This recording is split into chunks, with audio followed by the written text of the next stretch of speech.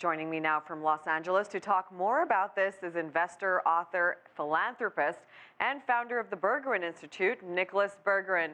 Nicolas, I know you're battling a sore throat tonight, so I appreciate you joining me tonight. Welcome to the show. Thank you. Happy to be here. Nicolas, I want to start off by asking you, you've committed to Warren Buffett's Giving Pledge. When did you sign up to this, and what made you decide to give half of your wealth away? Well, I think it was a couple of years ago. For me, it really was a natural decision. How much can you really spend on yourself or family? The reality is, if you have resources, material or others, what is the maximum that you can do with them? And I felt that if I'm going to, in a conscious way, do something that's philanthropic, I'll put not only my monetary resources towards it, but also energy, time, and attention. And that really is what prompted me to do it. Now, through this Giving Pledge, do you actually get to choose which cause your money goes towards, or is that decided?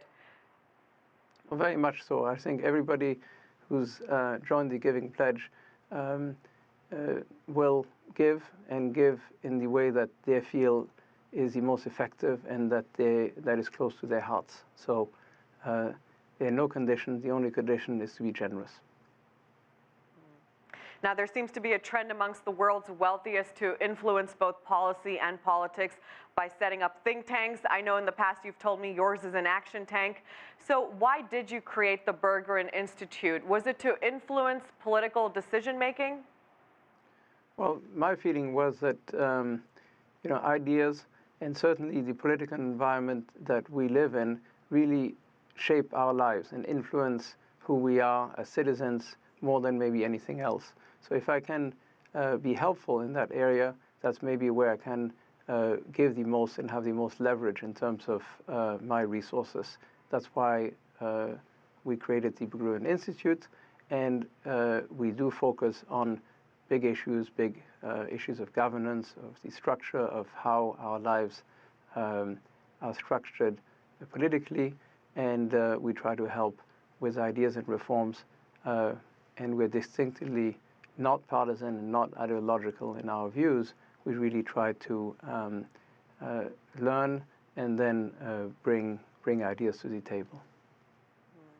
You've got an impressive list on members who are part of the Berggruen Institute, everyone from Tesla's Elon Musk to Google's Eric Schmidt, even former French President Nicolas Sarkozy.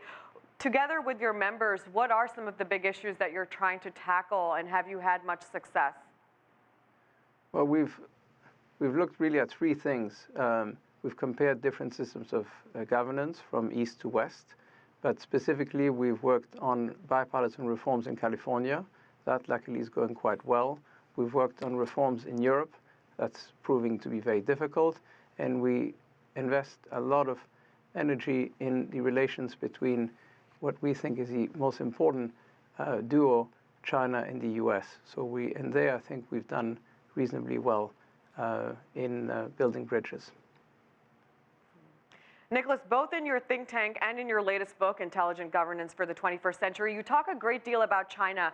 I know in the past you've met President Xi Jinping.